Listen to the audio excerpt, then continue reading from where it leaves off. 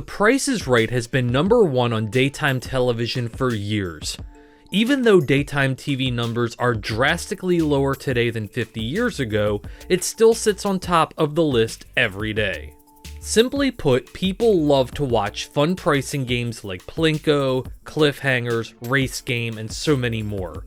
But in the course of 53 seasons, there have been a few games that didn't work out for one reason or another. Some of these games were quietly retired as they simply just weren't as popular as the staff had hoped.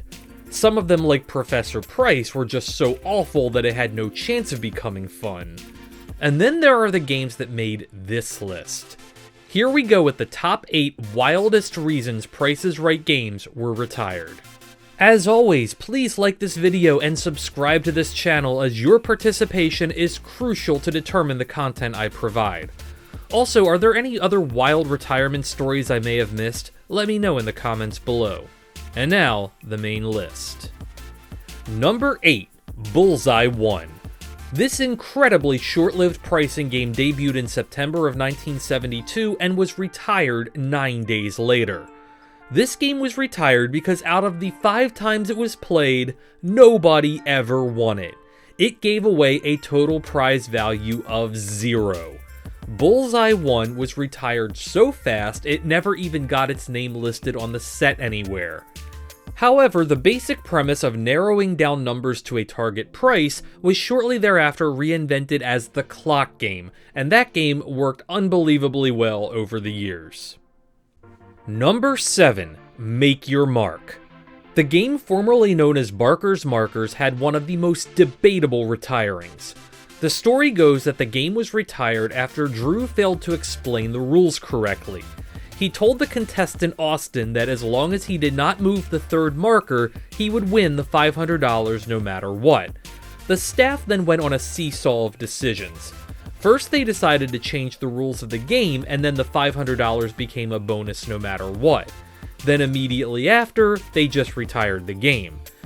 However, it is also possible that this incident was just the staff's excuse to get rid of the game anyway because they didn't like it. Either way, it was a bitter end to an otherwise decent game. Number 6, On the Nose.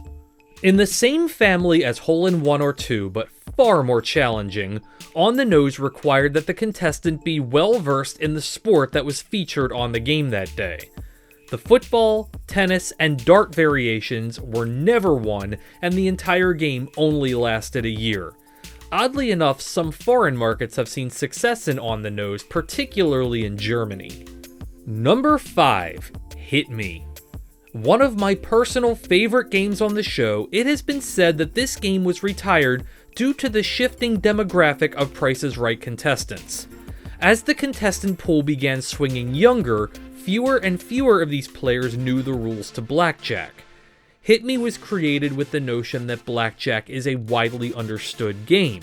But with this generation being more unfamiliar with casino table games, Bob would essentially have to explain to contestants, pick a price that is a multiple of 10, and then pick a price that's exactly right. With show's total runtime becoming shorter and shorter, there was no time to teach Blackjack 101, and thus Hit Me was retired shortly before Bob did. Number 4, Finish Line. This game was essentially give or keep, but with a horse racing motif. A game that debuted during the infamous year of 1978, Finish Line was retired in part due to its consistent mechanical problems, but also the fact that Bob was not a fan of horse racing. The animal activists would go to great lengths to protect animals over the years, and promoting a barbaric sport such as this one was a bad visual. The game lasted a total of 7 months, not including an extended hiatus. Number 3, Penny Ante. Someone cue Richard Harris because someone left the game out in the rain. Penny Ante suffered several blows before its retirement. Initially, the game was retired for its technical malfunctions. However, the staff reversed their decision and decided to bring the game back. Unfortunately, someone left the game prop out in the rain and the damage was beyond repairable.